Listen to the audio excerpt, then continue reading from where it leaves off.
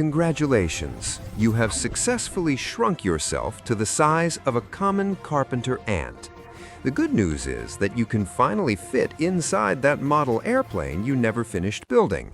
The bad news is that you are currently freezing to death, suffocating, and effectively blind, all while violating several fundamental laws of thermodynamics.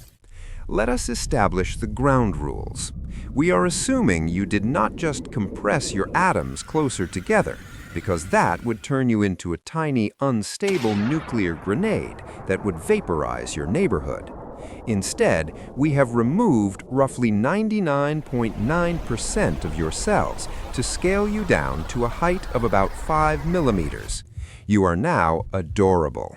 You are also immediately in trouble with the Occupational Safety and Health Administration because your new working conditions are lethal. The short answer is yes, you are small, but you will be unhappy. The first thing you notice is the cold. This is due to the square-cube law, a mathematical principle that governs why Godzilla would collapse under his own weight and why you are about to become a popsicle. As you shrink, your volume decreases much faster than your surface area. You now have a massive amount of skin relative to your tiny internal organs. You are radiating heat like a broken radiator in a Siberian winter. To maintain a normal human body temperature, your metabolism needs to run at a speed that is frankly insulting to biology. To avoid dying of hypothermia within minutes, you need to eat. A lot. You would need to consume your entire body weight in high-calorie fat or sugar roughly every few hours just to keep your heart beating. If you stop eating to sleep, you die. If you stop eating to think about how much you regret this, you die. Actually, it is even worse. While you are frantically looking for a crumb of cake, which to you is now the size of a minivan, you will realize that breathing is difficult. At this scale, air does not behave the way you are used to. To an ant-sized human, the atmosphere feels thick and syrupy. Oxygen molecules are not actually larger, but the fluid dynamics of air at this scale make inhaling feel like you are trying to suck molasses through a coffee stirrer. You have to fight for every breath. Good news, you will not even have time to feel it. While you are gasping for air and freezing, you might try to scream for help. However, your vocal cords are now so short that they vibrate at a frequency far above the range of human hearing. You're screaming at roughly 50 kilohertz. Your distress call is audible only to dogs, bats, and perhaps some very confused motion sensors. You are effectively a biological dog whistle. Then there is the issue of water.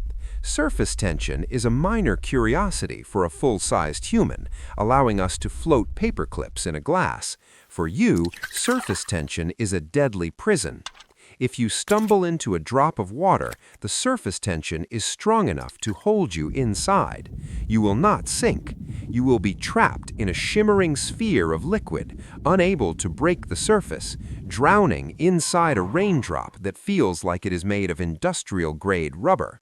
This is likely a violation of local pool safety regulations. Your vision is also gone. The pupil of your eye is now so small that it suffers from diffraction limits. Light waves simply cannot squeeze through the opening clearly enough to form a sharp image. Everything looks blurry and washed out. You are wandering blindly through a world of thick air and sticky water, freezing and starving simultaneously. The light at the end of the tunnel is actually just the iridescent fangs of a jumping spider. Because you are soft, warm, and defenseless, you are the perfect prey.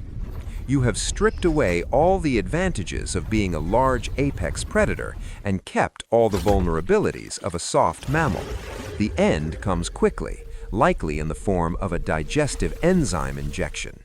You have made yourself the most convenient snack in the history of the arachnid evolutionary tree. Would you like me to calculate exactly how many calories a human-sized shrinking machine would consume per second?